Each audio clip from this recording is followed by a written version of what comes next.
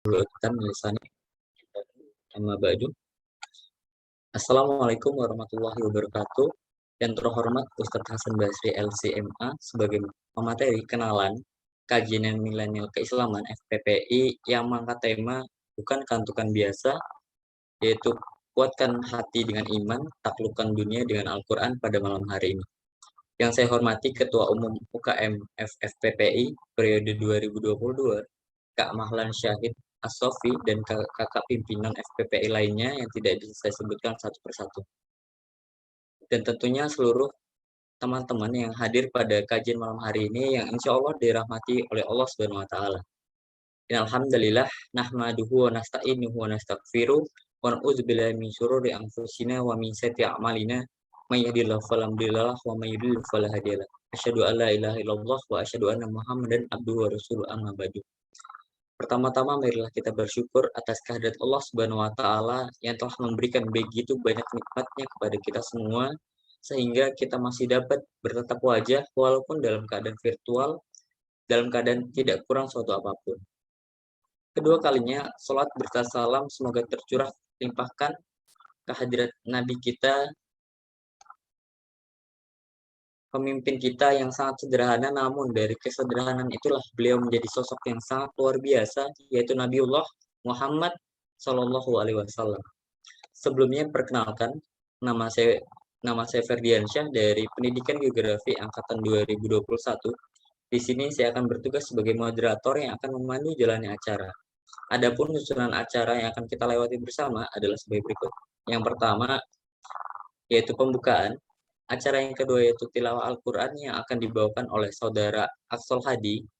Acara yang ketiga yaitu acara inti atau penyampaian materi dari Ustadz Hasan Basri LCMA dan dilanjutkan dengan sesi tanya jawab.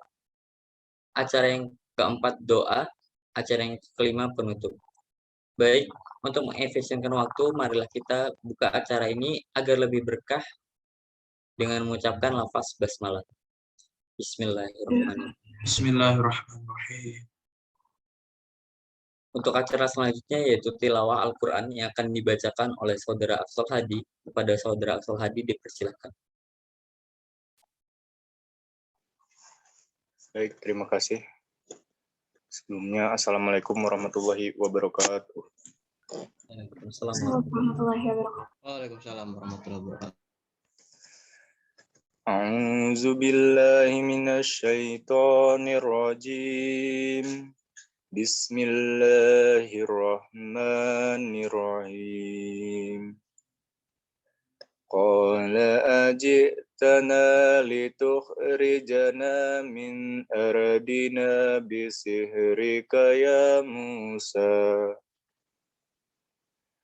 فَلَنَأْتِيَنَّكَ بِسِحْرٍ مِثْلِهِ فَاجْعَلْ بَيْنَنَا وَبَيْنَكَ مَوْعِدًا لَّن نُّخْلِفَهُ نَحْنُ وَلَا أَنتَ مَكَانًا سُوًى قَالَ مَوْعِدُكُمْ يَوْمُ الزِّينَةِ وَأَن يُحْشَرَ النَّاسُ ضُحًى فَتَوَلَّى فِرْعَوْنُ فَجَمَعَ كَيْدَهُ ثُمَّ أَتَىٰ قَالَ لَهُم مُوسَىٰ وَيْلَكُمْ لَتَفْتَرُوا عَلَى اللَّهِ كَذِبًا فَيُسْحِتَكُم بِعَذَابٍ وَقَدْ خَابَ مَنِ افْتَرَىٰ فَتَنَازَعُوا أَمْرَهُم بَيْنَهُمْ وَأَسَرُّوا النَّجْوَىٰ قَالُوا إِنْ هَٰذَانِ لَسَاحِرَانِ يُرِيدَانِ أَن يُخْرِجَكُم مِّنْ أَرْضِكُم بِسِحْرِهِمَا وَيَذْهَبَا بِطِرِيقَتِكُمُ الْمُثْلَىٰ Shadaqallahul azim. Wassalamualaikum warahmatullahi wabarakatuh. Waalaikumsalam warahmatullahi wabarakatuh. Sadaqallahul lazim. Semoga yang membaca maupun yang mendengarkan mendapatkan pahala di sisi Allah Subhanahu wa taala. Selanjutnya kita bakal ke acara inti kita nih, yaitu penyampaian materi yang kali ini kita bakal bahas bukan kantukan biasa, yaitu kuatkan hati dengan iman, taklukkan dunia dengan Al-Qur'an. Mungkin fase perkuliahan ini fase yang masih terombang-ambing ya, gimana caranya nih kita nguatin hati dengan iman. Apalagi mungkin kita yang jauh dari orang tua atau yang lagi merantau, yang hatinya terombang-ambing, dan kita bakal ngupas tuntas gimana caranya nih kita naklukin dunia dengan Al-Quran. Untuk itulah acara ini dibuat nih buat malam ini. Yaitu dengan pemateri kita adalah Ustadz Hasan Basri LCMA yang Masya Allah luar biasa banget nih. Sebelum masuk ke sesi penyampaian materi, mari kita ta'arufan terlebih dahulu nih dengan beliau. Di sini saya akan membacakan CV atau berita data dari Ustadz Hasan Basri LCMA. Mungkin saya tolong dibantu.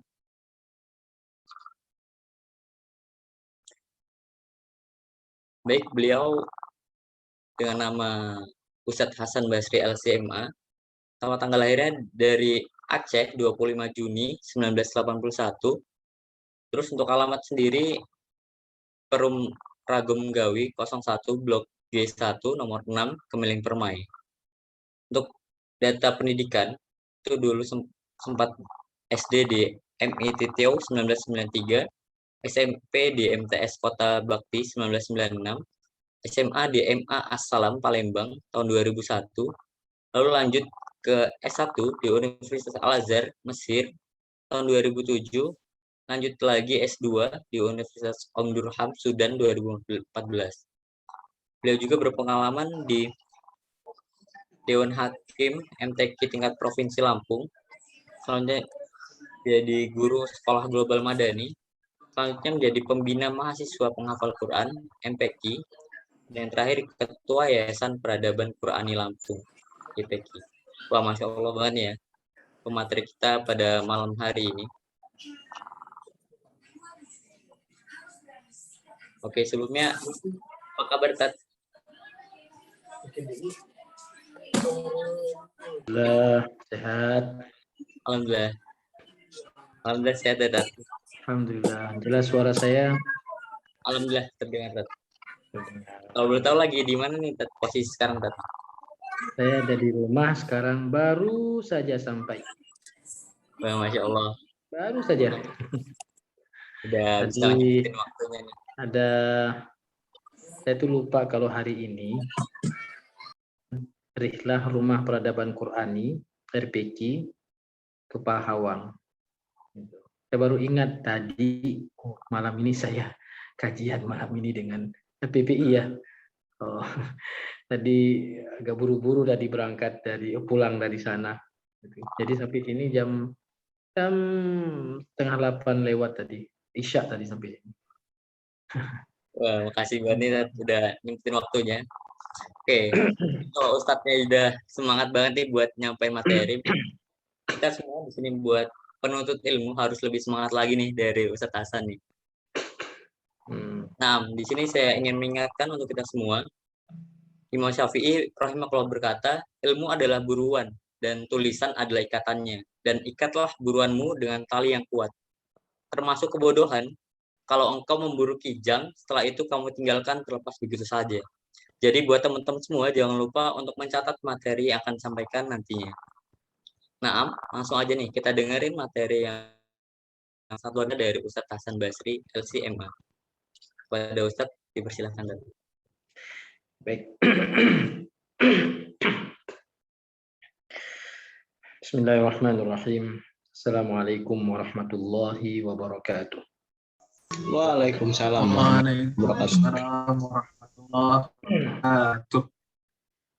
Alhamdulillah alamin wassalatu wassalamu ala rasulil amin wa ala alihi wa sahbihi ajma'in. Asyhadu an la ilaha illallah wa asyhadu anna Muhammadar Rasulullah la haula wa la quwwata illa billah. Ikhwan akhwat yang dimuliakan Allah.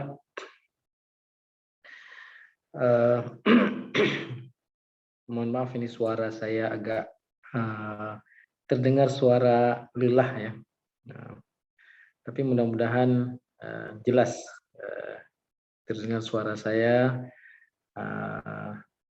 di mikrofon semuanya. Sebenarnya kita sekarang sudah dilonggarkan, alhamdulillah ya. Alhamdulillah sudah dilonggarkan terkait dengan prokes ya, dan beberapa kampus juga sudah mulai melakukan pembelajaran tatap muka, begitu juga dengan sekolah menengah ya. Mudah-mudahan ke depan kita bisa bertatap muka dalam kajian-kajian berikutnya ya, karena sebaik-baik pendidikan itu kalau tidak didukung oleh baik-baik pendidikan, kalau hanya dilakukan sebaik-baik kita belajar dengan tatap muka, tidak lebih baik dari kita belajar dengan tatap muka. Ya. Saya melihat survei yang dilakukan oleh UNESCO ya, UNICEF, ya. Organisasi internasional, bahwa 67% siswa itu dan juga mahasiswa itu bosan belajar di rumah, bosan belajar online. Nah, mudah-mudahan ini termasuk antum yang bosan belajar online ya. Meskipun sisi positifnya juga ada. Ya. Kalau kita belajar online itu ya kita bisa melakukan apa saja di rumah ya, dengan mikrofon hidup ya, kemudian kita bisa sambil nyuci juga ya, bisa nyambil nyetrika, bisa sambil melakukan hal-hal yang lain, tapi mikrofon tetap hidup. Nah, tapi perlu antum pahami ya, bahwa kita menuntut ilmu itu bukan hanya sekedar mendapatkan ilmu. Ya. Saya ulangi, kita menuntut ilmu itu bukan hanya sekedar kita mendapatkan ilmu. Tapi kita menuntut ilmu itu bagaimana kita mendapatkan keberkahan dari ilmu yang kita cari itu. Dari ilmu yang kita pelajari. Karena keberkahan ilmu itulah yang membuka ruang-ruang kebaikan kepada kita dalam hidup kita. Makanya hal yang kita cari itu adalah keberkahannya, bukan hanya sekedar ilmunya.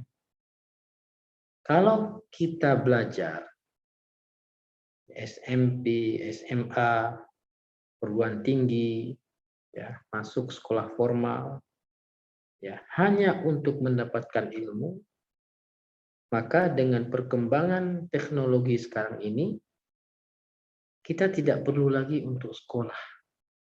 Tidak perlu lagi untuk kuliah formal. Cukup kita buka internet, kita buka Google, kita cari apa yang menjadi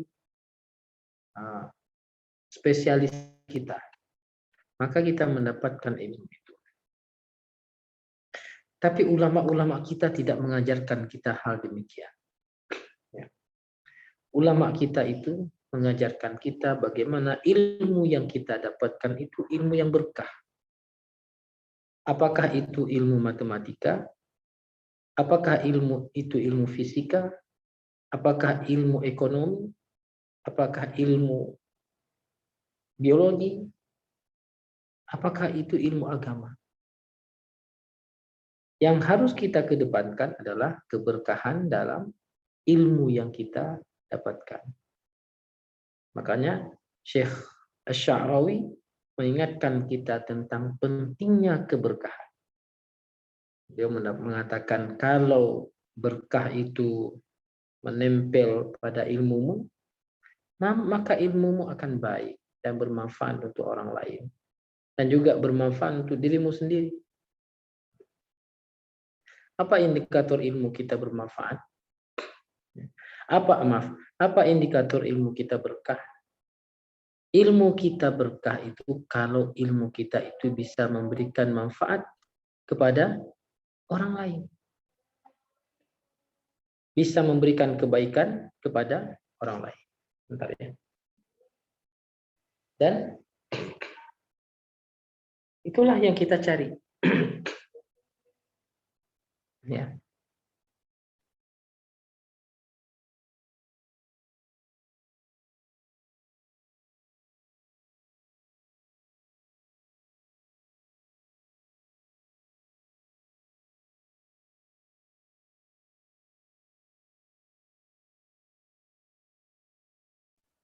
Nah, berkahnya yang kita cari. Ya. Nah, makanya ada satu murid dari Imam Asy-Syafi'i. Kalau saya tidak salah Imam Asy-Syarbaini. Ya, Imam Asy-Syarbaini. Beliau adalah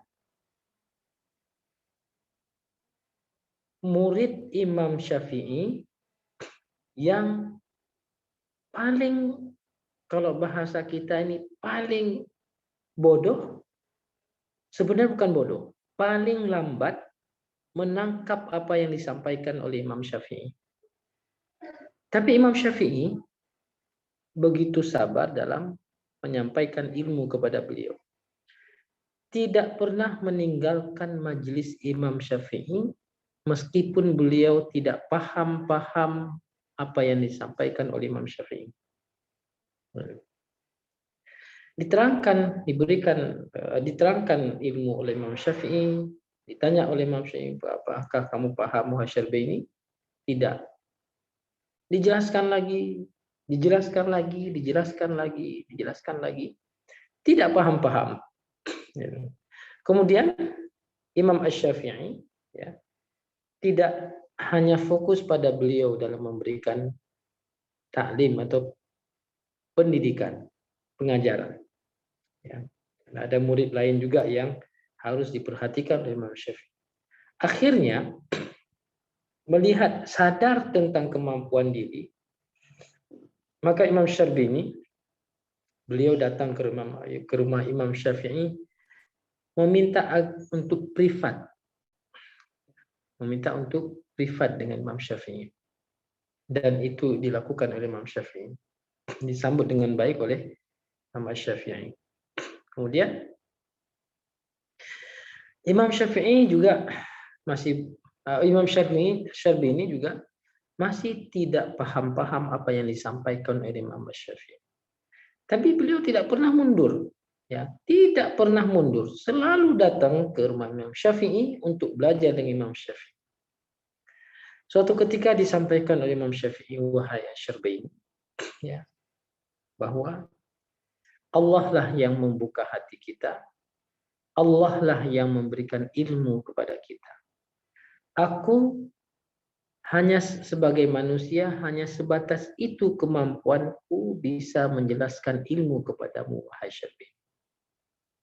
Mintalah kepada Allah agar sedikit ilmu yang kau paham dari apa yang aku sampaikan menjadi berkah. Mintalah kepada Allah agar Allah bukakan pikiranmu untuk dipahamkan ilmu yang aku sampaikan. Karena Allah lah yang mampu memahamkan kita tentang ilmu itu. Maka Imam Asy-Syarbini ketika mendapatkan nasihat demikian dari Imam Asy-Syarbini ketika mendapatkan nasihat demikian dari Imam Syafi'i, beliau ya, tidak henti berdoa kepada Allah Subhanahu wa taala agar dibukakan pikirannya ya, untuk memahami ilmu yang disampaikan oleh guru. Dan ternyata kita lihat apa yang terjadi pada Imam Syafi'i. Beliau adalah menjadi ulama besar pengganti Imam Syafi'i sepeninggal Imam Syafi'i. Luar biasa. Itu karena kesungguhan beliau dalam belajar, kemudian keberkahan ilmu yang didapatkan. Bukan orang pintar, orang bodoh. Ya, tidak paham ilmu yang disampaikan oleh Imam Syafi'i. Maka Allah Subhanahu wa taala berfirman dalam surat Al-Baqarah di akhir ada, Allah mengatakan, wattaqullaha wa yu'allimukumullah. Syarat Allah mengajarkan ilmu kepada kita adalah bertakwa kepada Allah Subhanahu wa taala. Wattaqullaha wa yu'allimukumullah. Bertakwalah kamu kepada Allah, maka Allah akan ajarkan ilmu kepadamu.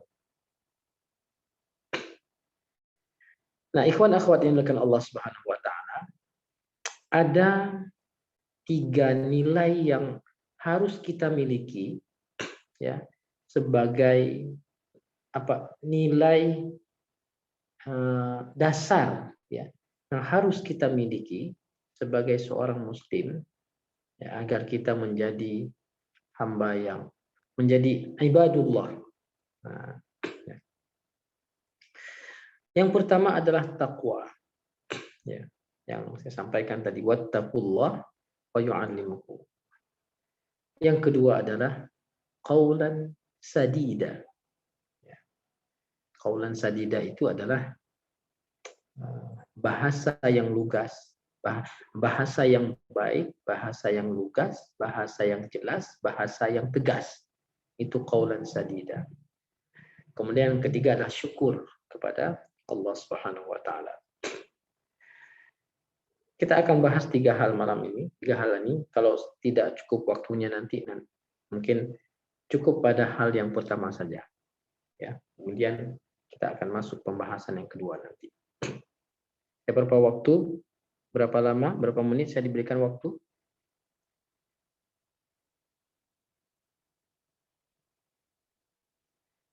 Berapa menit? Untuk waktunya sampai jam 21.20, Tat. Sampai jam 9:30 berarti lama ini. Gitu. Mudah-mudahan mata saya kuat. Yang pertama adalah takwa. Ya. Takwa kepada Allah Subhanahu wa taala. Ikhwan akhwat yang dimuliakan Allah. Betapa pentingnya takwa ini, ya. Allah menempatkan satu ayat Al-Qur'an, ya, yang menekankan takwa, perintah takwa kepada hambanya, kepada kita semua. Satu ayat yang ada antara ayat-ayat yang membicarakan tentang harta, tentang warisan. وَلْيَخْشَ الَّذِينَ لَوْ تَرَكُوا مِنْ خَلْفِهِمْ ذُرِّيَّةً ضِعَافًا خَافُوا عَلَيْهِمْ فَلْيَتَّقُوا اللَّهَ وَلْيَقُولُوا قَوْلًا سَدِيدًا. Jadi ayat ini ada di ayat ke-12 surat An-Nisa, halaman kedua bagian tengah. Ayat ini letaknya antara ayat-ayat yang membicarakan tentang harta warisan. Ya. Tentang harta warisan. Sebelumnya membicarakan tentang harta warisan, setelahnya juga masih membicarakan harta warisan. Hukum Islam itu baru bisa. Nah, apa makna tersirat dari letak ayat ini antara ayat-ayat warisan ini? Sedikit kita coba analisis bahwa betapa tidak cukupnya warisan orang tua kita kepada kita, warisan dalam bentuk materi dari orang tua kita kepada kita. Seberapa banyak harta benda yang kita dapatkan dari orang tua kita itu tidak pernah mencukupi, tidak pernah mencukupi hidup kita, ya, seandainya kita tidak pernah memenuhi dua nilai penting dalam kehidupan kita. Yang pertama adalah takwa kepada Allah. Yang kedua adalah budi kata, bahasa yang baik, bahasa yang tegas, bahasa yang lugas. Contoh konkret bahwa betapa harta itu tidak pernah mencukupi hidup kita. Saya berikan dua contoh yang luar biasa.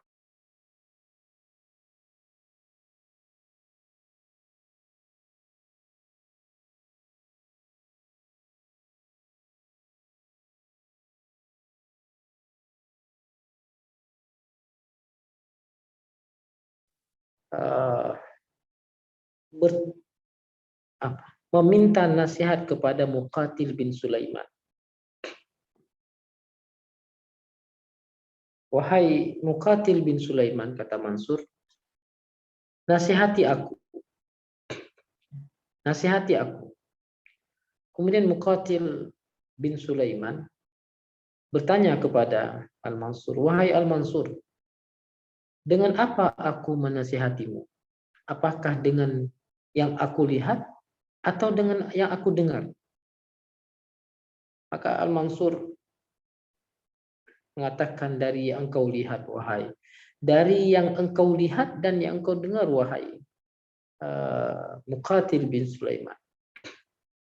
Kemudian Muqatil bin Sulaiman memulai menasihati Al-Mansur. Wahai Amirul Mukminin, kata Muqatil, Umar bin Abdul Aziz ketika beliau wafat, beliau memiliki 11 orang anak. Berapa? 11 orang anak. Ketika wafat, beliau meninggalkan uang 18 dinar saja. 18 dinar saja. 5 dinar itu digunakan untuk kain kafan. 4 dinar digunakan untuk membayar tukang gali kubur. Sisanya berapa? Berapa sisanya? Coba jawab satu. 9 Ustaz. 9 dinar sisanya. Sisanya 9 dinar. 9 dinar itu adalah warisan Umar bin Abdul Aziz kepada anak-anaknya. Jadi ikhwan Allah, harta warisan itu ada 2 harta yang harus kita bedakan ketika ketika seseorang meninggal. Yang pertama adalah harta peninggalan, yang kedua harta warisan. Harta peninggalan ini belum bisa dijadikan sebagai harta warisan sebelum dikeluarkan darinya hak kewajiban si mayit. Misalnya, kalau si mayit ada hutang, maka dikeluarkan dulu hutangnya. Kalau si mayit ada hak-hak orang lain yang belum ditunaikan, maka diambil dari harta si mayit itu. Itu namanya harta peninggalan. Termasuk adalah semua hal yang berkaitan dengan tajhizul mayit, itu diambil dari harta itu. Nah, setelah itu kalau misalnya ada wasiat, ditunaikan dulu wasiatnya. Ya. Nah, setelah itu baru menjadi harta warisan. Jadi beda antara harta peninggalan dan harta warisan. Nah, setelah dikeluarkan 5 dinar untuk kain kafan, kemudian 4 dinar untuk membayar tukang gali kubur. Sisa 9 dinar. 9 dinar ini dibagi-bagikan kepada 11 anaknya sebagai harta warisan. Satu orang dapat berapa? Dapat 0,7 atau 0,8 dinar. Ya, 0,7 atau 0,8 dinar. Nah, itu. Banyak? Sangat sedikit harta warisan itu. Paling 1 minggu sudah habis itu, 0,7 dinar ini. Ya. Itulah harta yang ditinggalkan oleh Umar bin Abdul Aziz kepada anak-anaknya. Kemudian Muqatil bin Sulaiman, coba siapa nih moderator? Saya ini selalu keluar instruksi, ada view, ada admit. Saya bisa tidak dijadikan ini sebagai apa namanya, biar tidak keluar di tempat saya. Iya, Tat. Coba Kita ambil, Tat. titik. Oke, Tat. Kemudian Muqatil bin Sulaiman melanjutkan, wahai Amirul Mukminin, Hisham bin Abdul Malik ini adalah khalifah Umayyah, salah satu khalifah Umayyah yang memiliki harta yang luar biasa. Ya. Hisham bin Abdul Malik memiliki 11 orang anak ketika beliau wafat. Sama jumlahnya. Warisan yang diperoleh oleh anak masing-masing anak dari Hisham bin Abdul Malik, warisan yang begitu banyak. Ya. Ada yang menyebutkan 4 juta dinar, ada yang menyebutkan 1 juta dinar, ada yang menyebutkan 40 juta dinar. Warisan yang sangat banyak sekali, cash diberikan kepada anak-anaknya. Warisannya. Kalau 1 juta dinar saja, berapa yang didapatkan? 1 dinar sekarang itu sekitar 3.600.000. 1 dinar. Kita 3.600.000. Itu kalau 1 juta dinar, berapa miliar yang dia dapatkan yang diberikan warisan kepada anak-anaknya? Atau warisan yang ditinggalkan kepada anak-anaknya? Harta yang luar biasa. Nah, kemudian itu setiap anak mendapatkan 1 juta dinar. Nah, kemudian Muqatil bin Sulaiman mengatakan, demi Allah wahai Amirul Mukminin, pada suatu hari aku melihat salah seorang anak Umar bin Abdul Aziz bersedekah 100 ekor kuda untuk jihad fi sabilillah. Dan pada waktu yang sama, aku melihat bahwa salah satu dari anak Hisham bin Abdul Malik meminta-minta kepada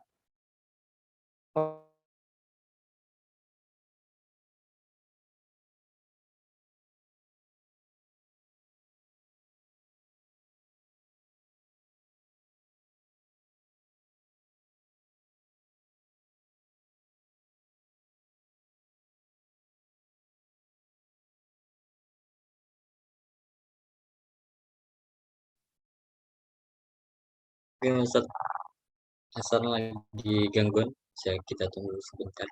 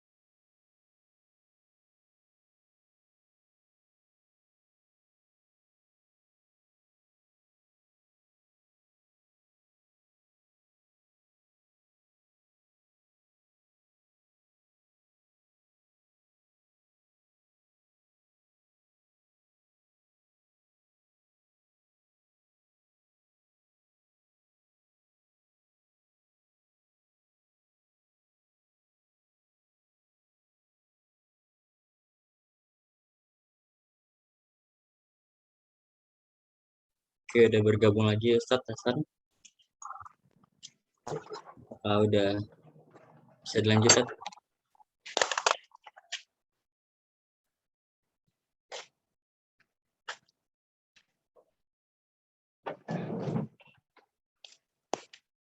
Sebentar ya, saya pindah tempat duduk.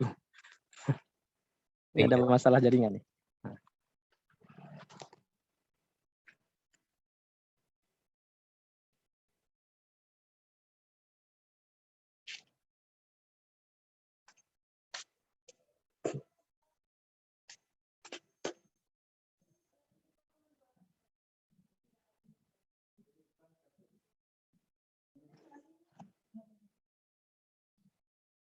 Ya.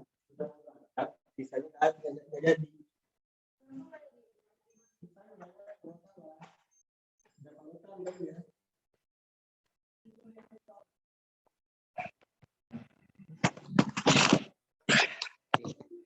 Maaf, tadi kuotanya habis, jadi harus dengan WiFi. Nah, Lanjut. baik. Bentar ya.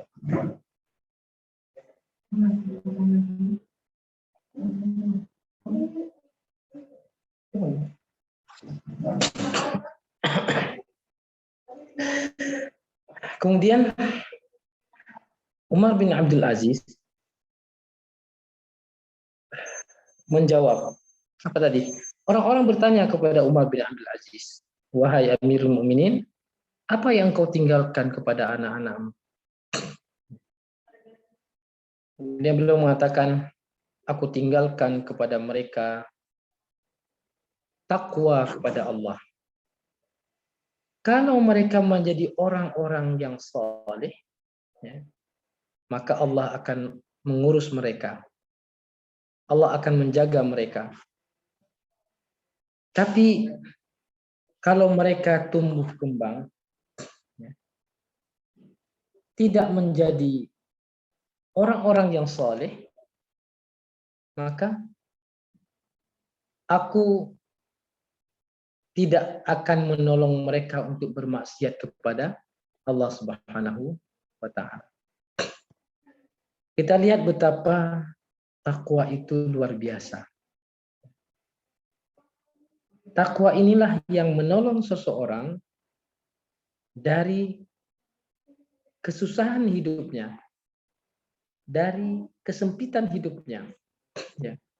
Bahwa harta yang ditinggalkan orang tua kita kepada kita, ya, harta yang kita cari setiap hari, ilmu yang kita cari setiap hari, ya, dari bangun tidur sampai tidur kembali, ya, bahkan kita mencari ilmu itu sampai meninggalkan kewajiban kita terhadap Allah Subhanahu wa Ta'ala. Maka harta ilmu yang demikian tidak akan mengeluarkan kita dari kesempitan hidup kita, kesusahan hidup kita, kalau tidak dibarengi dengan ketakwaan kepada Allah Subhanahu wa Ta'ala.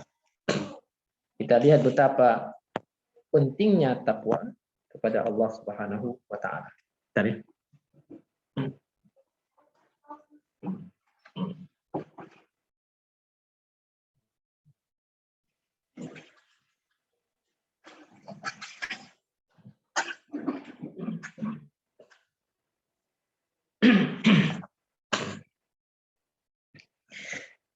Nah, ini contoh yang pertama.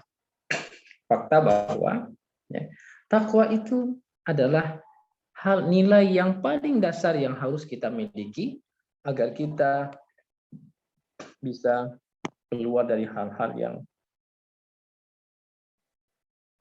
menyusahkan kita, menjadikan hidup kita sempit. Contoh yang kedua adalah, ya, baca ada yang memposting di FB, masuk FB saya. Itu adalah Imam Nur Said namanya. Ada satu orang mahasiswa Indonesia, ya, belajar di Madinah, belajar di Jeddah. Dia adalah salah satu mahasiswa kedokteran di sana. Hari-harinya adalah hari-hari dia belajar dengan Syekh, menyetorkan hafalan-hafalan Al-Qur'annya. Ya. Setoran tidak dilakukan 1-2 tahun, ya, tapi 7-10 tahun dia melakukan hafalannya dengan Syekh.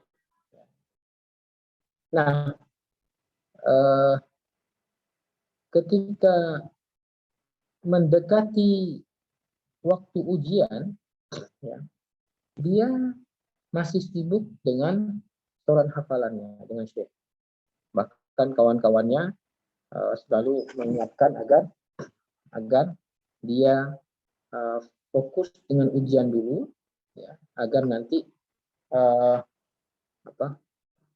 setelah ujian dia bisa fokus dengan hafalannya.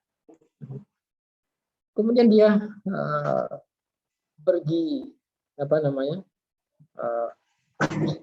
dia pergi, kemudian dia menjawab, dia mengatakan kepada teman-teman, kalau Al-Quran jadi sebab kegagalan ujian nanti, maka saya bangga dengan itu. Dia bilang gitu. Jika Al-Quran menjadi sebab kegagalan ujian saya, maka saya bangga dengan itu. Tapi itu mustahil katanya. Itu mustahil. Ya. Al-Quran tidak mungkin jadi penyebab apapun kecuali kesuksesan dan kelulusan. Dia bilang kalian akan lihat itu. Dan dia terus melakukan tasmi dengan hafal dengan syekhnya terus sampai H-1 ujian, kemudian dia berangkat esok harinya dia belajar, kemudian dia esok harinya dia melakukan ujian.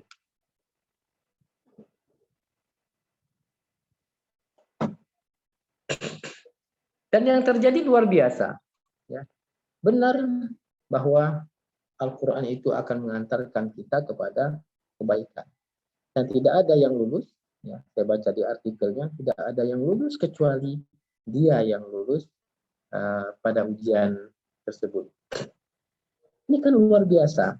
Betapa Allah Subhanahu wa Ta'ala menjanjikan kepada kita bahwa syarat kita mendapatkan ilmu, dibukakan pikiran kita adalah wattaqullah wa yu'allimukumullah.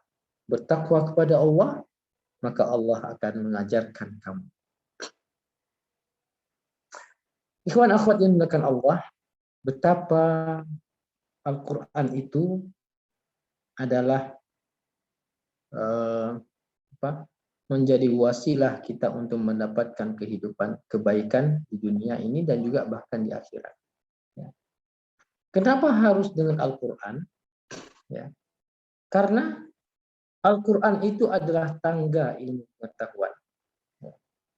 Al-Quran itu adalah pengokoh rasa agama dan istiqomah dalam diri kita. Itu Al-Quran. Rasul Shallallahu Alaihi Wasallam tidak pernah mengenalkan peradaban yang lain kepada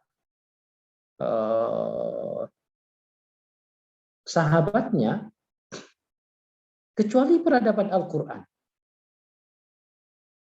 Rasul itu begitu yakin kepada Allah dengan Al-Quran ini. Maka sahabat mengatakan hampir tidak pernah Rasulullah Shallallahu Alaihi Wasallam melewati satu hari kecuali mengingatkan sahabatnya tentang urgensi berinteraksi dengan Al-Quran. Karena Al-Quran itu akan mengantarkan kepada kejayaan, kesuksesan, dan itu dibuktikan oleh para sahabat Nabi Shallallahu Alaihi Wasallam. Ya. Mereka dengan Al-Quran. Pesan yang disampaikan oleh Rasulullah Shallallahu Alaihi Wasallam bahwa Inna Allah yarfa'u bihadzal Qur'ani aqwaman wa yad'u bihi akharin. Bahwa Allah Subhanahu wa Ta'ala akan mengangkat derajat satu kaum dengan Al-Quran ini. Dan Allah akan menghinakan kaum yang lain karena sebab Al-Quran juga. Sebab Al-Quran juga karena mereka meninggalkan Al-Quran.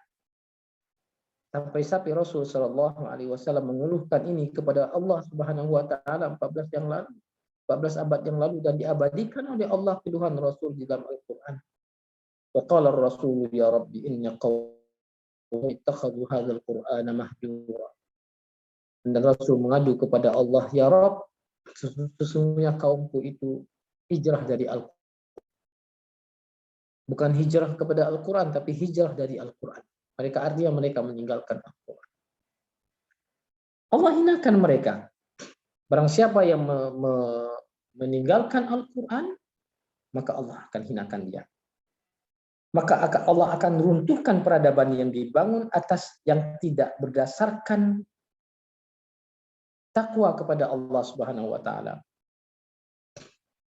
Betapa kokohnya peradaban Yunani dan betapa kuatnya peradaban Persia, tapi dia tidak tersisa, hancur berkeping-keping di tangan para sahabat Nabi Shallallahu Alaihi Wasallam.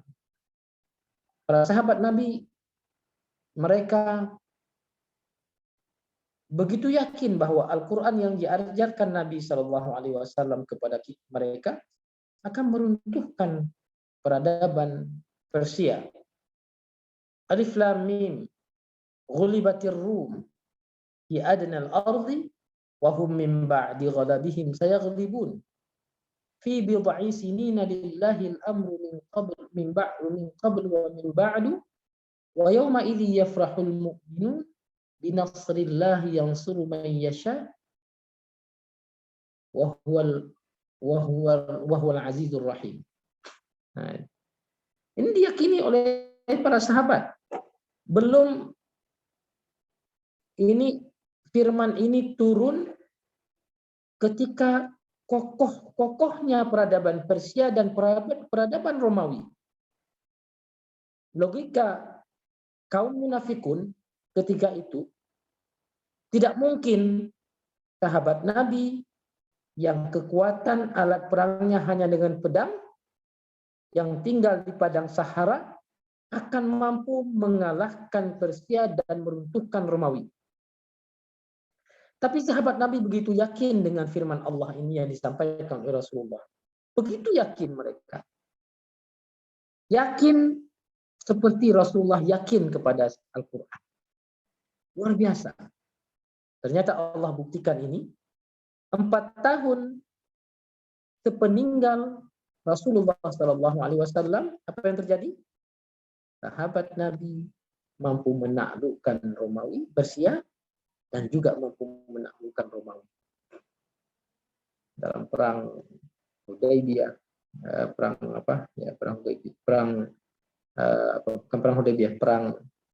antara Persia, Romawi dan sahabat Nabi Sallallahu Alaihi Wasallam. Kenapa demikian? Karena mereka begitu yakin dengan Al-Quran. Dan jadi Allah buktikan, Innallaha yarfa'u bihadzal Qur'ani aqwaman wa yadh'u bihi akharin. Sesungguhnya Allah akan mengangkat derajat satu kaum dengan Al-Quran ini dan Allah runtuhkan yang lain. Nah, ada pengalaman menarik ketika kami masih belajar di Al-Azhar dulu, bahwa mahasiswa yang mendapatkan nilai excellent mata kuliah Al-Quran, maka dia nilai ini bisa mendongkrak nilai mata kuliah yang lain yang tidak masuk KKN, tidak mencapai KKN. Kan kalau nilai Al-Quran excellent, ternyata betapa Al-Quran itu bukan hanya memberikan syafaat di akhirat. Di dunia, sejak di dunia Allah akan memberikan syafaat orang-orang kepada orang-orang yang intens berinteraksi dengan Al-Quran. Membuktikan, lakukan interaksi dengan Al-Quran dan antum akan merasakan betapa Al-Quran itu mampu memberikan hal-hal yang di luar sakaan kita. Betapa wasilah Al-Quran ini mampu memberikan hal-hal di luar nalar kita, di luar sangkaan kita, di luar rencana kita. Dan alhamdulillah saya membuktikan itu. Terbukti maksudnya pada diri saya. Luar biasa Al-Quran. Walau anna Qur'anan suyirat bihil jibalu aw qutti'at bihil ardu aw kullima bihil mauta bal lillahil amru jami'an. Kalau seandainya ada sesuatu yang dibacakan di dunia ini dan bacaan itu mampu membelah bumi, mampu ya walau anna Qur'an mampu memperjalankan gunung, mampu membelah bumi, dan mampu menghidupkan orang mati, maka sesungguhnya itu adalah Al-Quran. Allah buktikan. Coba pertanyaannya adalah seberapa yakin kita dengan Al-Quran ini? Seberapa yakin kita dengan firman Allah ini? Itu pertanyaan yang harus kita jawab. Setiap kita harus menjawab itu. Kalau Al-Quran itu hanya ada pada diri kita, tapi kita tidak yakin dengan Allah, maka itu tidak terwujud. Kalau kisah yang saya bacakan tadi, yang saya sampaikan tadi, dia tidak yakin dengan Al-Quran itu, maka Allah tidak akan meluluskan dia dalam ujian. Ini yang harus kita tanam dalam diri kita, keyakinan kita terhadap Al-Quran ini. Problem kita adalah kita tidak yakin dengan Al-Quran. Dan ini dibuktikan pada diri kita, pada keluarga kita, pada masyarakat kita. Buktinya, masyarakat kita itu, mungkin termasuk antum juga, itu lebih mengedepankan pendidikan yang tidak ada dasar nilai Al-Quran daripada pendidikan Al-Quran. Coba sekarang pendidikan umum. Mungkin kalau saya sampaikan begini dianggap saya radikal mungkin. Tapi saya sampaikanlah, nggak apa-apa. Mana basic agama dalam pendidikan kita sekarang? Pendidikan yang antum tempuh misalnya, mana basic agamanya? Nggak ada. Antum tidak akan mendapatkan pendidikan agama kalau antum tidak aktif dalam forum-forum seperti ini. Betul nggak? Betul. Karena dalam pendidikan formal memang ingin dihabisi pendidikan agama ini. Karena seakan Al-Quran itu tidak memberikan masa depan kepada kita. Nah, itu problem kita. Ketika Rasul mengatakan bahwa Allah akan angkat derajat kaum yang berinteraksi dengan Al-Quran dan menghinakan yang lain, nah kita sedang pada posisi yang kedua ini. Mau buktinya? Buktinya saya bacakan kepada antum. Survei yang dilakukan pada tahun 2017 atau 2018. Riset yang dilakukan oleh PT IKI pada tahun 2017 atau 2018 mengatakan bahwa 60-70% umat Islam di Indonesia itu tidak bisa membaca Al-Quran. Artinya buta aksara Al-Quran. Ada orang tua yang anaknya ingin menghafal Al-Quran takut anaknya yang sedang kuliah menghafal Al-Quran menjadi anak yang radikal. Dan itu sampai informasinya kepada saya. Saya ketika mendengar itu, ya Allah betapa sedihnya saya. Ada cara berpikir orang tua kita yang demikian. Dan itu sebenarnya bukan satu dua, banyak orang tua kita yang berpikir demikian. Ketika anaknya yang akhwat, yang putri misalnya memakai jilbab lebih longgar misalnya, ya lebih rapat misalnya, lebih rapat. Itu pola pikirnya langsung radikal. Kayaknya kebanyakan baca sosial media kayaknya ini. Ya orang tua seperti ini ya. Maka kenapa lahir pemikiran-pemikiran yang seperti itu? Karena setiap hari kita disuguhi pikiran-pikiran yang demikian. Jarang sekali kita lihat di sosial media yang menyuguhi tentang pentingnya pendidikan Al-Quran itu. Makanya riset PT IKI pada tahun 2017-2018 itu memberikan pelajaran kepada kita bahwa memang kita tidak bisa bangkit. Kenapa? Karena kita jauh dari Al-Quran. Bagaimana tidak? 70% umat Islam di Indonesia itu buta aksara Al-Quran. Bukan tidak bisa membaca Al-Quran, tapi buta aksara Al-Quran.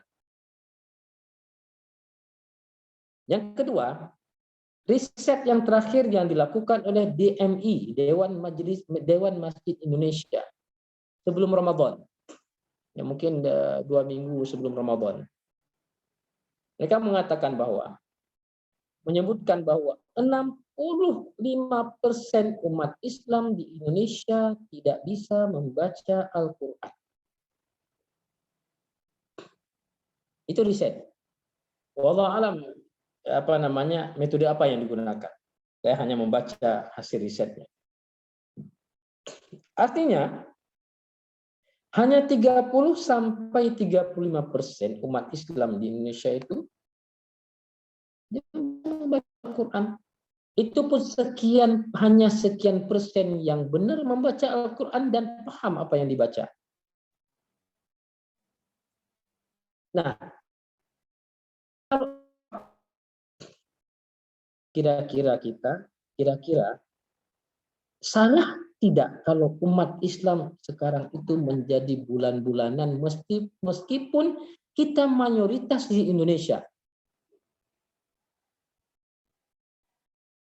Faktanya begitu.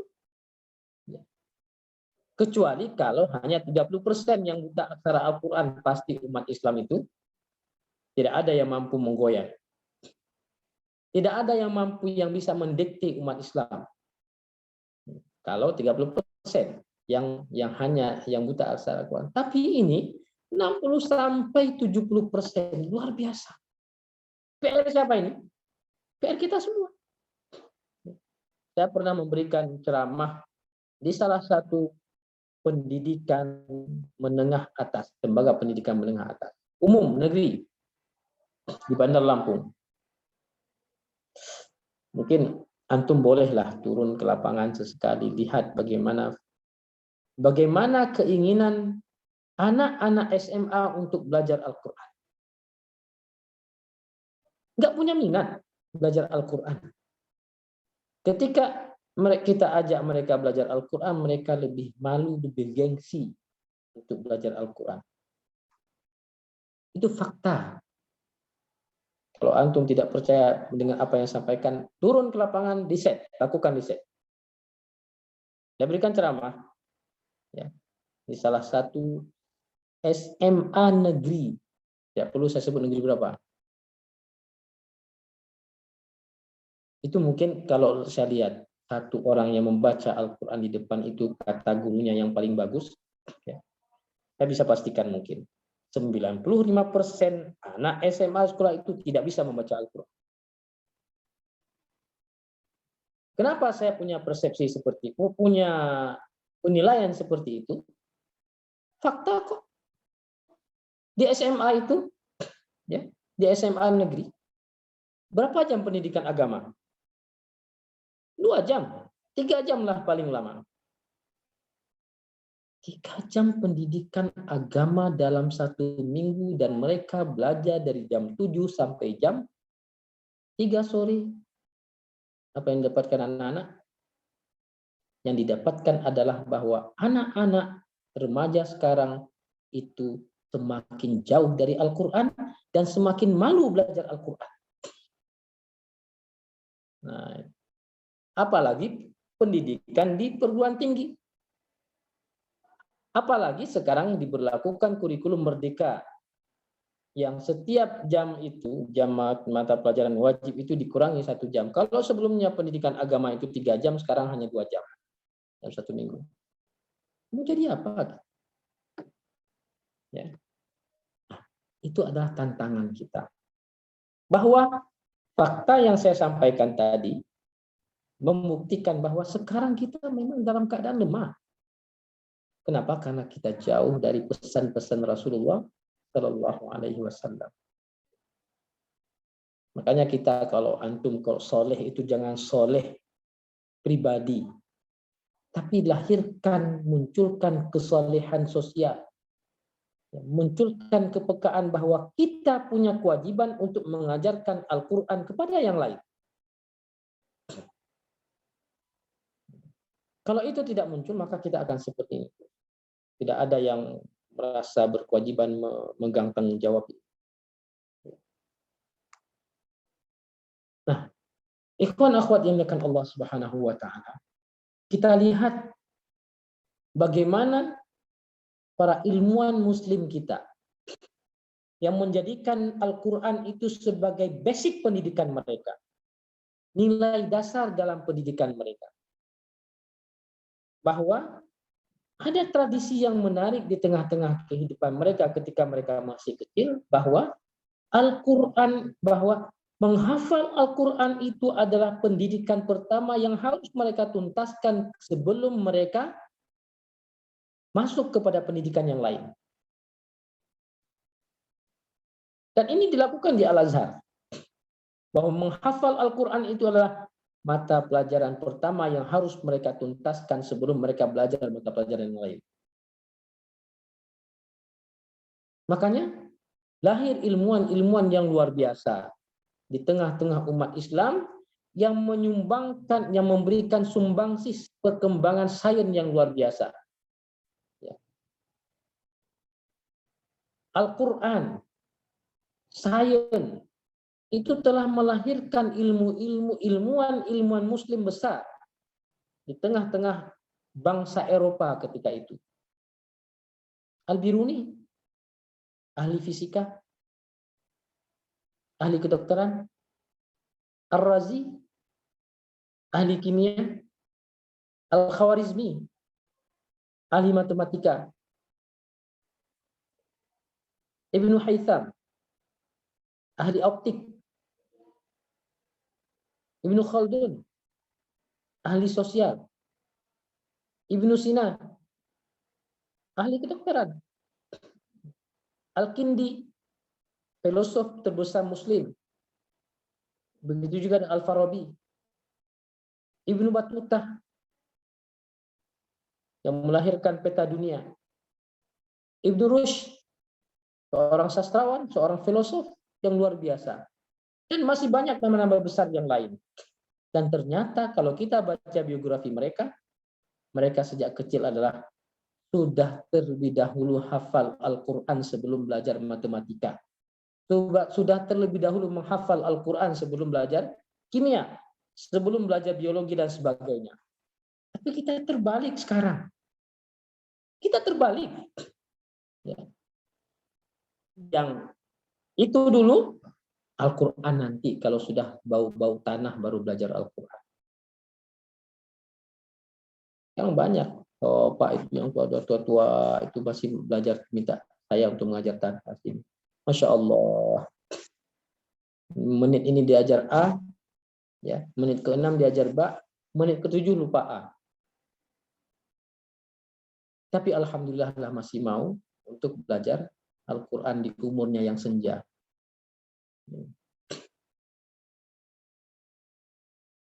Nah, ikhwan akhwat yang dimuliakan Allah Subhanahu wa taala.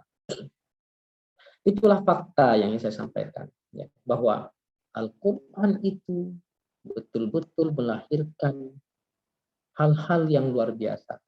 Ya, antum boleh baca buku Al-Ilmu, ada saya bukunya. Bentar. Al-Ilmu wa Bina'ul Umam, bukunya. Judul bukunya. Saya cari bukunya mana. Belakangnya. Al-Ilmu wa Bina'ul Umam. Yang ditulis oleh Profesor Raghib As-Sirjani. Sudah ada terjemahannya.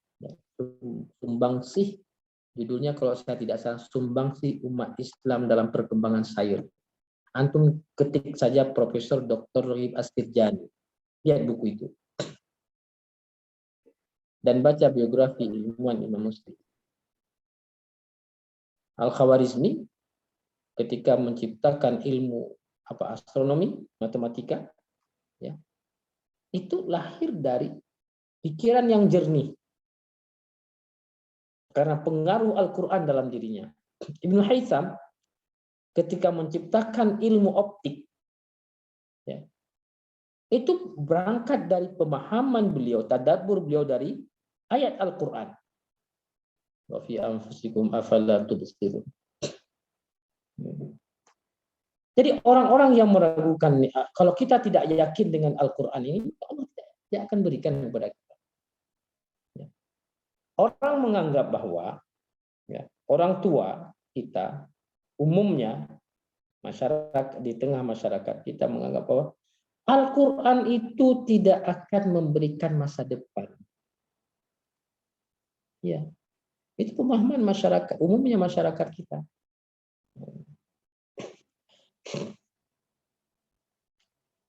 Hingga orang menganggap belajar Al-Quran itu biasa saja. Orang menganggap belajar Al-Quran itu nggak penting. Ya. Maka begitulah lahirlah pendidik lahir para pejabat-pejabat ya, yang tidak ada iman dalam dirinya menjadi pejabat yang koruptor, pejabat yang menyengsarakan rakyatnya, macam-macam.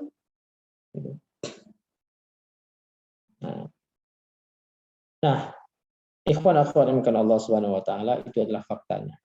10 menit lagi waktunya.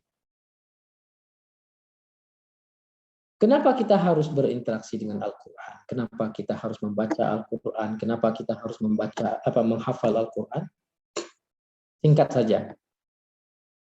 Ada 5 alasan yang coba saya analisis dari beberapa ayat Al-Quran ya, dan hadis Nabi. Yang sebenarnya banyak alasannya.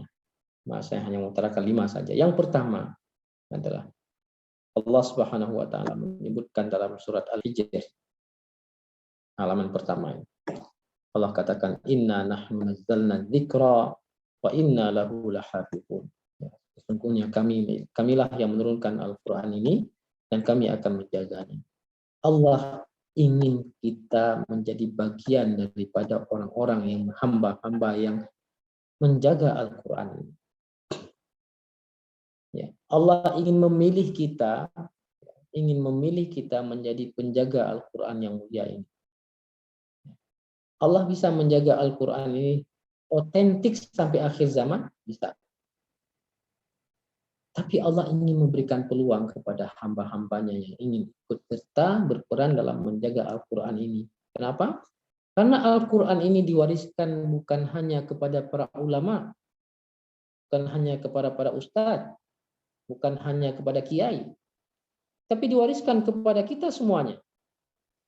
Tsumma awrasnal kitaba allazina astafaina min ibadina faminhum zalimun li nafsihi wa minhum muqtasid wa minhum sabiqun bil khairati biiznillah. Dan kemudian kami wariskan Al-Qur'an ini kepada hamba-hamba kami yang kami pilih. Siapa mereka? Ada di antara mereka yang melakukan kezaliman itu lebih banyak daripada kebaikan. Ada di antara mereka yang melakukan kebaikan itu sama dengan keburukan. Ada juga di antara mereka yang kebaikannya jauh melampaui dari keburukan. Meskipun demikian, Allah tetap mewariskan Al-Quran itu kepada kita semuanya. Karena sudah diwariskan, maka Allah akan minta kepada kita pertanggungjawaban nanti di hari akhir. Nah, itu alasan kenapa kita harus belajar Al-Quran, membaca Al-Quran, menghafal Al-Quran, berinteraksi dengan Al-Quran. Karena Allah ingin menjadikan kita dari bagian dari hamba-hambanya yang menjaga Al-Quran. Yang kedua adalah karena orang yang menghafal Quran itu mulia. Orang yang menghafal Quran itu mulia.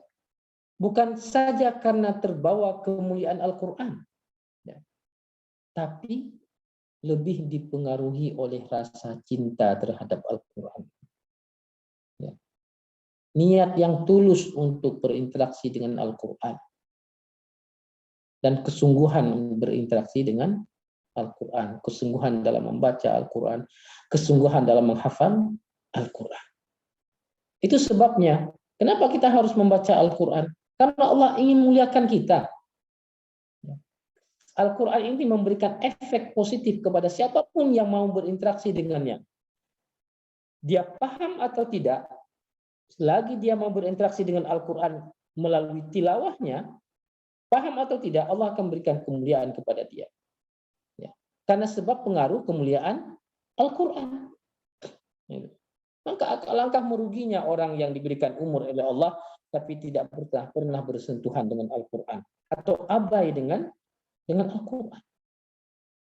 Nah, sibuk saja kita dengan pendidikan kita lepas Al-Quran ini. Sibuk saja kita dengan tugas-tugas kuliah kita, dengan skripsi kita, sehingga kita meninggalkan Al-Quran. Seakan kemampuan kita, yang saya sampaikan kepada antum, ya. Orang seperti itu dia berpikir bahwa hanya kemampuannya lah yang bisa menyelesaikan skripsinya itu. Ya. Tidak ada campur dengan Allah. Seakan demikian. Ya. Nanti saya sampaikan terakhir bagaimana semestinya kita lakukan. Ya. Nah, yang ketiga, kenapa kita harus berinteraksi dengan Al-Quran? Ya. Karena orang yang berinteraksi dengan Al-Quran, membaca Al-Quran, menghafal Al-Quran, memahami ayat-ayat Al-Quran, itu artinya menghimpun para malaikat dengan berjuta kebaikan untuk sampai kepada puncak kebahagiaan di dunia dan di akhirat. Itu adalah sedang yang ingin Allah berikan kepadanya. Yang keempat, kenapa kita harus berinteraksi dengan Al-Quran? Karena Al-Quran adalah zikir terindah yang Allah berikan kepada kita. Ya. Oleh karena itu, ya, Al-Quran yang menenangkan hati kita. Al-Quran yang lebih pantas untuk menenangkan hati manusia. Hati yang luluh mendengar Al-Quran, menuntun lisan untuk menirukan dan mengulang-ulangnya tanpa bosan serta mempengaruhi kualitas hidupnya. Al-Quran ini itu hati kita, akan menjadikan hati kita itu tenang. Ya. Sehingga lisan kita itu mudah mengucapkan kebaikan. Sehingga raga kita itu mudah untuk bergerak untuk melakukan kebaikan. Sehingga lisan kita itu mudah untuk zikir, mengingat Allah Subhanahu wa Ta'ala. Itu Al-Quran. Pengaruh Al-Quran dalam diri kita. Abu Rajab Al-Ataridi, seorang sahabat Nabi SAW, beliau menulis, menjelaskan tentang bagaimana kehidupan mereka sebelum Al-Quran itu turun kepada mereka. Mereka mengatakan, kami adalah bangsa, seburuk-buruk bangsa di muka bumi ini.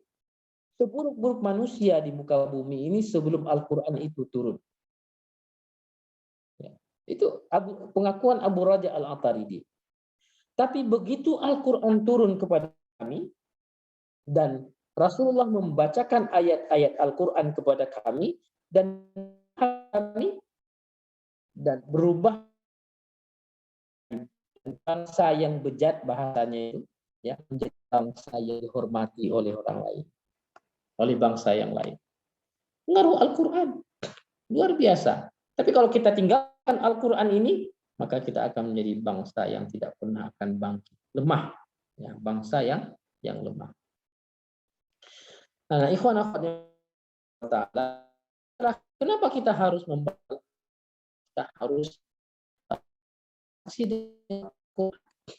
sesibuk apapun kita, apapun latar belakang pendidikan, tinggalkan Al-Quran. Ya. Boleh kesibukan itu melalaikan kita untuk mengingat Allah Subhanahu wa Ta'ala.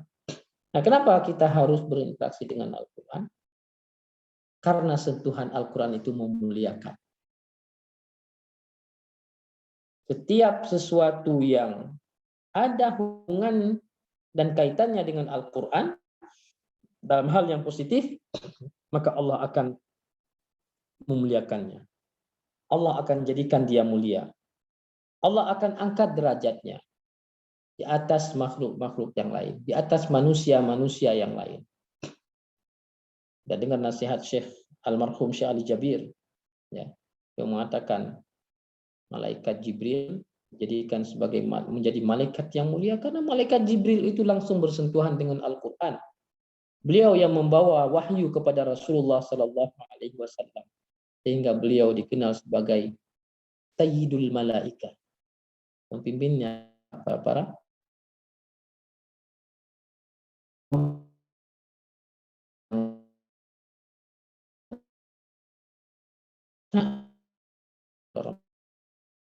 Lailatul Qadar menjadi malam yang mulia di antara malam-malam yang lain karena Allah jadikan malam itu sebagai wasilah diturunkannya Al-Quran. Sebagai waktu Allah menurunkan Al-Quran. Maka dia menjadi mulia karena sentuhan Al-Quran. Juga dengan kita. Kalau kita mendapatkan sentuhan Al-Quran ini, yakinlah Allah akan muliakan kita. Dengan cara Allah. Ya.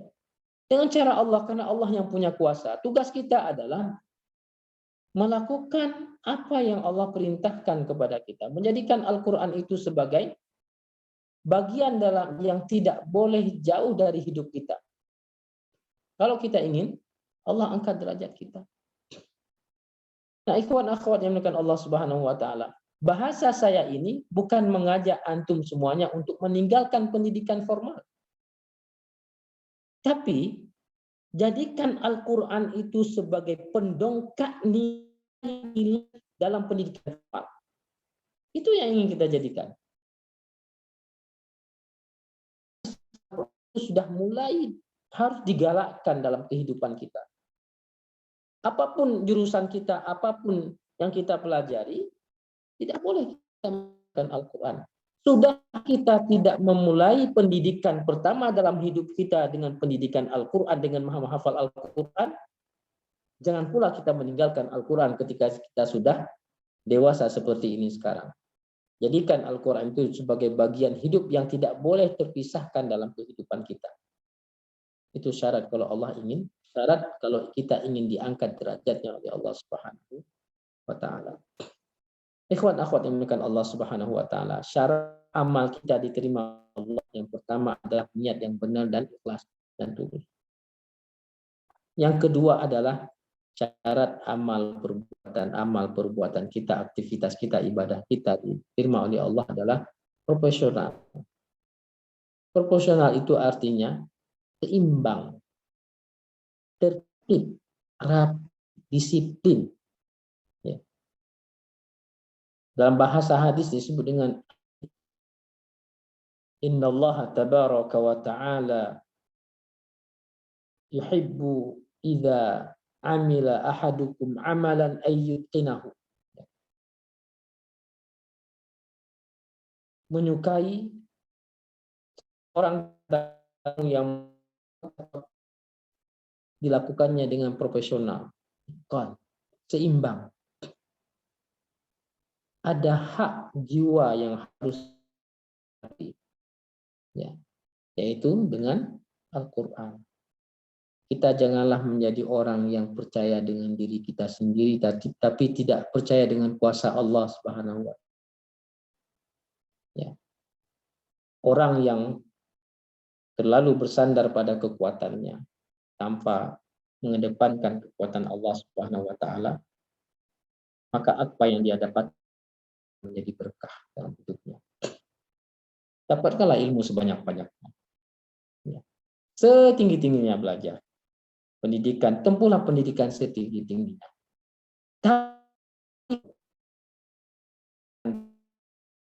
Maka ilmu kita tidak akan memberikan manfaat kebaikan kepada orang lain, terlebih kepada diri kita. Boleh bergelar profesor. Ya. Tapi kalau tidak mampu mengucap sesuatu yang bisa menyenangkan, membahagiakan orang lain, itu pertanda bahwa ilmunya tidak berkah.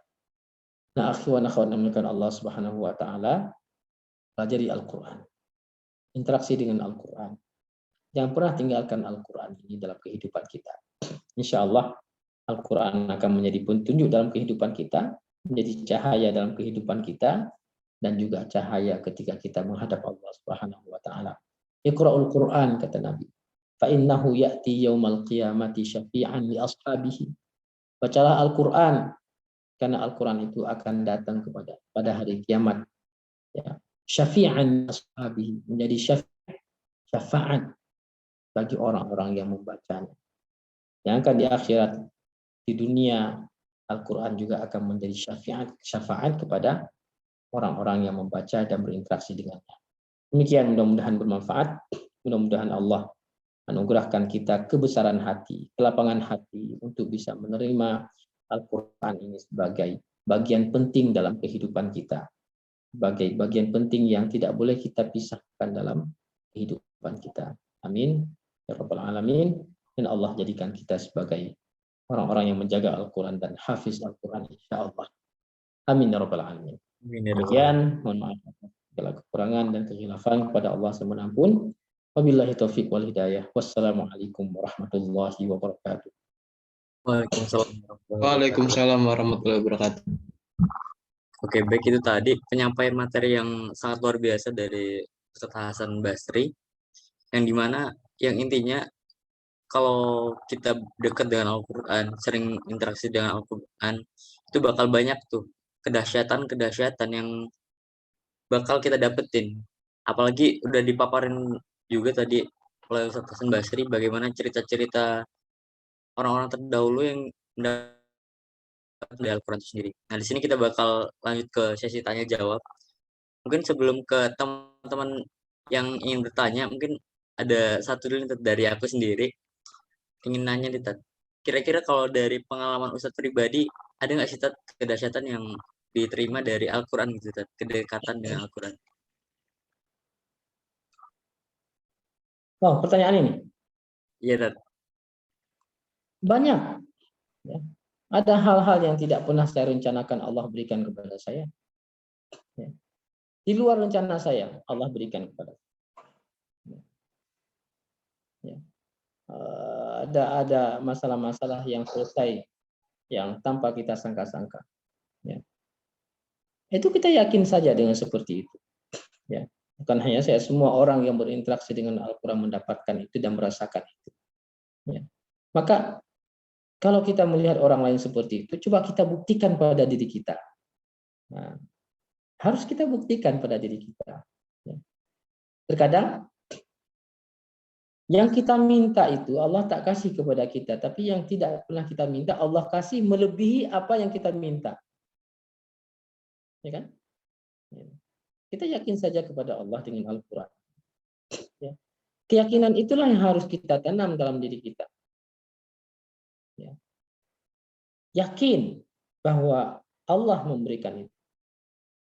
Ketika Siti Hajar ditinggalkan oleh suaminya Ibrahim, ya, bersama anaknya di tempat yang tidak ada tanda-tanda kehidupan, ya, di Mekah, di padang pasir yang hanya dikelilingi oleh bukit-bukit yang hitam, bukit batu yang hitam karena panasnya matahari, tidak ada tanda-tanda kehidupan di sana, ditinggalkan oleh Ibrahim bersama Ismail, anaknya yang kecil, di lembah itu.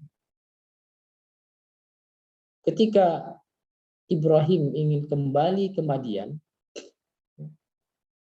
ingin kembali ke Madian, Siti Hajar bertanya kepada Ibrahim, ya Ibrahim, Allahu amaraka bihadza? Wahai Ibrahim, apakah Allah yang memerintahkanmu untuk menempatkan kami di sini? Mendapat pertanyaan begitu, Ibrahim hanya mengangguk, nah, ya. Apa jawaban Siti Hajar? Coba kita lihat jawaban Siti Hajar. Tidak mudah lisan itu keluar jawaban demikian kalau tidak diajarkan tentang tentang Allah kepada Siti Hajar Ibrahim alaihissalam. Siti Hajar mengatakan, idzan la yudayyi'una Allah abada. Kalau ini adalah perintah Allah, maka Allah pasti tidak akan pernah menyia-nyiakan kami di sini. Coba keyakinan yang luar biasa. Ditinggal di tempat yang tidak ada tanda-tanda kehidupan. Kalau kita ditinggal di sana mungkin mati kelaparan dan kehausan. Ditinggal hanya dengan bekal yang sedikit, tapi Siti Hajar begitu yakin dengan Allah Subhanahu wa taala. Begitu yakin, puncak keyakinannya. Habis bekal yang ditinggal oleh Ibrahim. Tidak ada makanan, tidak ada minuman. Siti Hajar masih tetap keyakinannya kepada Allah, dan Siti Hajar berjuang naik ke Bukit Safa, berharap di sana ada makanan atau minuman atau setidaknya orang yang lalu di sana. Tidak didapatkan. Turun, berlari, naik ke Bukit Marwah, berharap dengan harapan yang sama. Tidak ada. Terus dilakukan itu. Dilakukan berulang kali sampai 7 kali. Baru Allah turunkan rezekinya kepada Siti Hajar. Melalui Jibril, Allah perintahkan Jibril untuk mengepakkan ujung sayapnya di kaki Ismail alaihissalam, keluarlah Zam-Zam yang kita minum pada hari ini. Kalau Siti Hajar tidak yakin kepada Allah, Allah kasih itu? Enggak. Enggak kasih. Yakin kepada Allah juga harus berjuang. Harus berjuang. Yakin saya dengan menghafal Al-Quran 30 juz, tapi tidak pernah berjuang. Yakin saya dengan menghafal Quran 30 juz, dengan menghafal Quran 30 juz, kemudian Allah berikan rezeki kepada saya, tapi tidak pernah berjuang. Ya sama saja. Nah, itu yang harus kita tanamkan dalam diri kita tentang Al-Quran. Ya, yakin kepada Allah, bagaimana Allah memberikan banyak kemudahan kepada orang-orang yang berinteraksi dengan Al-Quran. Ya. Baik, itu. Ada yang lain? Terima kasih atas jawabannya. Mungkin dari teman-teman sekalian yang ingin bertanya bisa raise hand terlebih dahulu atau bisa juga untuk chat di kolom komentar.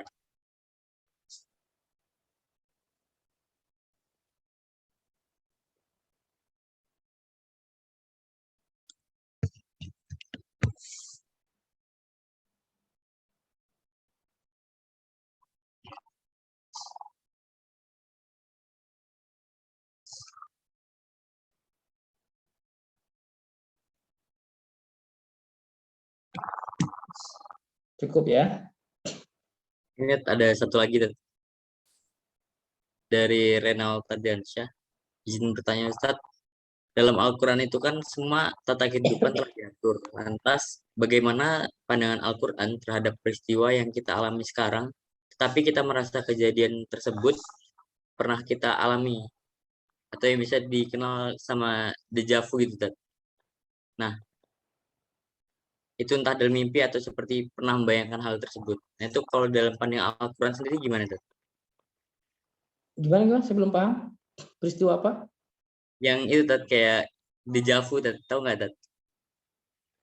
Apa itu? Saya Kita kurang pernah, baca ini. mungkin tak ulangi, Ustadz. Izin bertanya Ustadz, dalam Al-Quran itu kan semua tata kehidupan telah diatur. Lantas, bagaimana pandangan Al-Quran terhadap peristiwa yang kita alami sekarang, tetapi kita pernah merasakan kejadian tersebut, pernah kita alami di masa sebelumnya gitu, Ustadz. Entah di Peristiwa apa itu? alami kita sebelumnya, di mimpi, atau pernah membayangkan hal tersebut. Dalam bahasa anak sana itu disebut deja vu. Apakah hal tersebut ada gangguan dari setan? Karena saya pernah mendengar hal tersebut, tetapi kurang jelas penjelasan sumbernya. Terima kasih, Ustadz. Deja vu itu apa? Itu Ustadz, peristiwa Ini izin masuk Ustadz. Jadi saya mau sedikit menjelaskan. Jadi deja vu itu peristiwa ketika misalnya saya mimpi saya akan bertemu dengan Ustadz pekan esok. Nah ternyata betul saya bertemu dengan Ustadz pekan esoknya. Dan saya mengingat, oh saya pernah bermimpi ketemu dengan Ustadz. Gitu. Jadi Ustadz, intinya itu merasa seperti melihat masa depan dan meyakinkan diri bahwa kita telah melihat masa depan itu. Gitu Ustadz.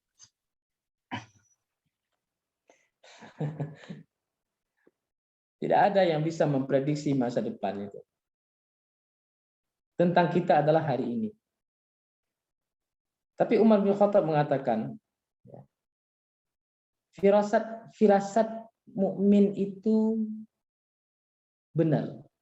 Firasat mukmin itu benar. Bahkan entah kalam Umar mendekati wahyu atau bukan, itu bukan. Tapi firasat mukmin itu benar. Nah,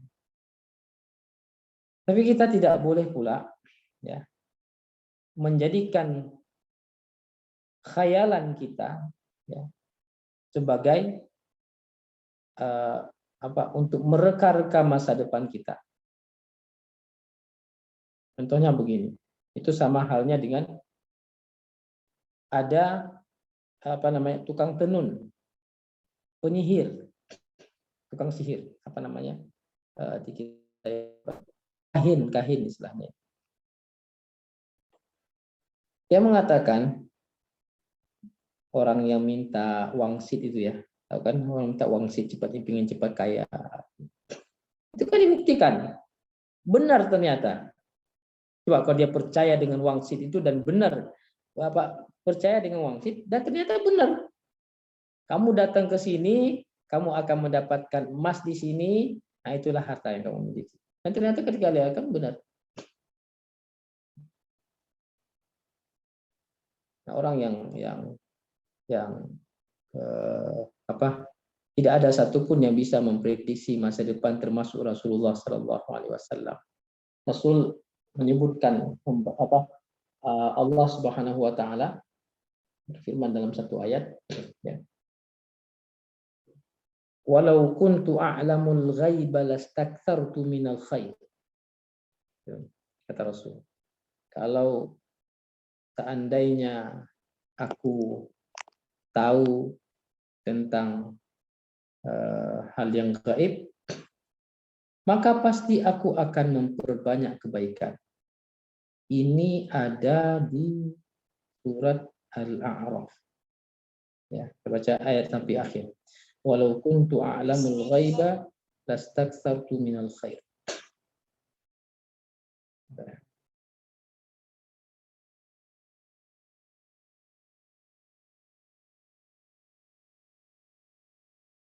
Qul la amliku li nafsi naf'an wa la darran illa ma syaa Allah. Ya. Kata Rasul. Tapi ini diabadikan oleh Allah dalam Al-Qur'an. Katakanlah, maaf. Allah memfirmankan kepada Rasul. Katakanlah Muhammad, ya, la amliku li nafsi naf'an wa la darra. Aku tidak mampu memberikan manfaat dan kemudaratan kepada diriku. Illa masya Allah, kecuali apa yang dikehendaki oleh Allah. Walau kuntu a'lamul ghaiba lastakthartu minal khair. Kalau seandainya aku tahu tentang yang gaib, maka pasti aku akan memperbanyak kebaikan. Maksudnya, aku tahu kapan aku mati, terus berbanyak aja kebaikan. Nah, itu Rasul. Wa ma massani yasu in ana illa nadhiru wa basyirun. Ya, kebaikan, keburukan yang ditimpakan kepadaku itu hanyalah hak Allah Subhanahu wa taala. Dan aku tidak pernah tahu apa yang akan terjadi pada diriku di masa yang akan datang. Begitu kata Rasul. Prediksi istilahnya berbeda, merencanakan kemudian memprediksi boleh. Tapi kalau itu muncul dari khayalan, maka tidak boleh. Nah, ya. Wallahu a'lam. Begitu tadi jawaban dari Ustadz. Mungkin untuk yang terakhir ada closing statement dari Ustadz sendiri untuk pemateri kita malam hari ini. Oke, baik. Statementnya, berikanlah yang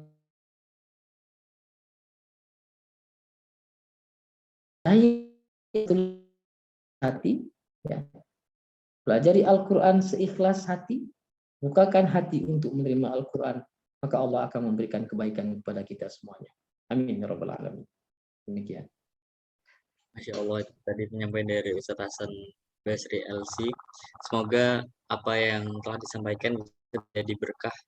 Semoga bisa kita amalkan dalam kehidupan sehari-hari. Baik, sebelumnya di sini kita ada sedikit kenang-kenangan dari FPPI. Boleh dibantu, ada sedikit piagam dan oke, baik. Terima kasih Ustaz sudah nyempetin waktunya untuk malam hari ini. Dan juga kita foto bareng dulu ya, teman-teman semua. Ini sini saya bakal silakan yang belum on cam bisa mengaktifkan kameranya terlebih dahulu untuk kita bisa foto bareng. Saya beri waktu 5 detik untuk mengaktifkan kameranya.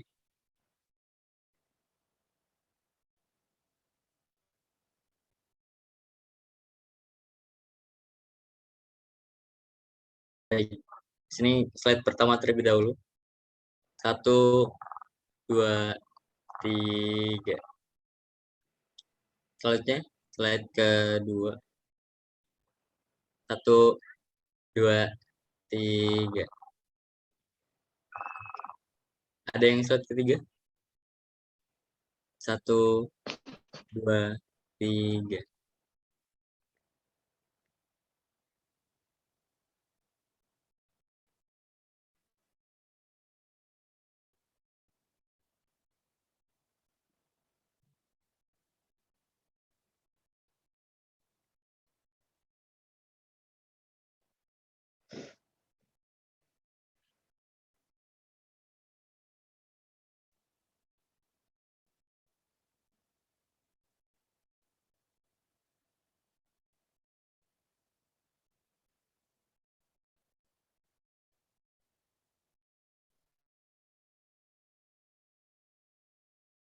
Baik.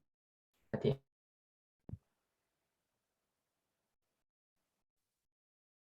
Mohon maaf tadi ke-mute. Baik, terima kasih. Itulah tadi sesi penyampaian materi kita yang sangat luar biasa. Semoga apa yang telah disampaikan dapat bermanfaat sekaligus dalam kehidupan sehari-hari. Terima kasih saya ucapkan kepada Ustadz Hasan Basri LCMA yang sangat luar biasa yang telah berbagi ilmunya untuk kita semua. Semoga ini bisa menjadi amal jariah dan juga semoga di lain waktu kita dapat berjumpa kembali ya Tat. Baik, kita lanjutkan ke acara berikutnya yaitu doa yang kali ini akan dipimpin oleh Saudara Dimas Ageng. Kepada Saudara Dimas Ageng saya persilahkan.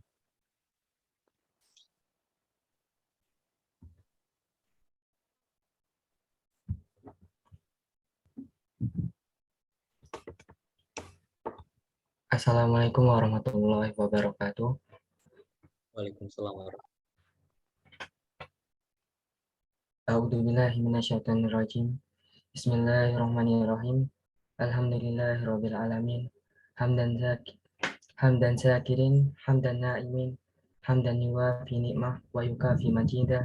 Ya Rabbana lakal hamdu kama yanbaghi lah bihalali wajhika wa adin sultanika. Allahumma shalli ala sayyidina Muhammad wa ala ali sayyidina Muhammad. Allahumma taqabbal wa awsil sawaba ma qara'na minal Qur'anil azim wa ma halalna wa ma sabahna wa ma safarna wa ma sallaina ala sayyidina Muhammadin sallallahu alaihi wasallam. Hadiyata wasilata wa rahmah najilata wa barakatan samilah ila hadarati habibina wa safiina wa qara'ati ainina sayyidina wa maulana Muhammadin sallallahu alaihi wasallam. Wa ila jami'i ikhwanihi minal anbiya'i wal mursalin. Ya Allah, ya Rahman, pada malam hari ini kami telah menyelenggarakan acara kajian milenial keislaman FPPI FKIP Unila. Dengan memohon ridho dan izin-Mu, berkailah acara kami, penuhilah pertemuan ini dengan kebaikan dari awal hingga akhir, dan jadikanlah itu semua nilai ibadah dan nilai ilmu yang bermanfaat kepada kami. Ya Allah, ya Tuhan kami, bukakanlah pikiran kami, mudahkanlah kami dalam menerima ilmu-ilmu yang telah disampaikan, lapangkanlah dada kami, serta mudahkanlah segala urusan-urusan kami. Ya Allah yang Maha Mengetahui lagi Maha Bijaksana, jadikanlah ilmu yang kami terima menjadi ilmu yang bermanfaat. Berilah kami kesehatan, kekuatan, kesabaran, dan keikhlasan dalam melaksanakan perintah dan menjauhi larangan-Mu. Allahumma inna nas'aluka ilman nafi'an wa amalan mutaqabbalan wa rizqan halalan thayyiban mubarakan fi.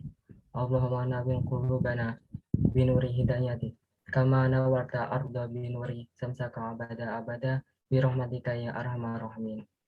Hasbunallah wa ni'mal wakil, ni'mal maula ni'mal maulana wa ni'man nasir. Rabbana atina fid dunya hasanah wa fil akhirati hasanah wa qina adzabannar. Rabbana rabbika rabbil izzati amma yasifun wa salamun alal mursalin walhamdulillahi rabbil alamin. Wassalamualaikum warahmatullahi wabarakatuh. Waalaikumsalam warahmatullahi wabarakatuh. Terima kasih saya ucapkan kepada Dimas Ageng. Itulah tadi rangkaian acara kenalan kajian milenial keislaman FPPI yang mengangkat tema bukan kantongan biasa, kuatkan hati dengan iman, taklukkan dunia dengan Al-Quran. Sampailah kita di penghujung acara. Untuk menutup acara ini, marilah sama-sama kita membaca lafaz hamdalah. Alhamdulillahirrahmanirrahim. Saya selaku moderator memohon maaf jika ada kesalahan, baik disengaja maupun tidak disengaja. Jika ada kebaikan itu datangnya dari Allah Subhanahu wa taala dan jika ada keburukan itu datangnya dari diri saya pribadi. Wabillahi taufiq wal hidayah. Wassalamualaikum warahmatullahi wabarakatuh. Waalaikumsalam warahmatullahi wabarakatuh. Silakan Ustaz kalau mau lanjut, ada acara mungkin. Terima kasih Ustaz. Syukurnya.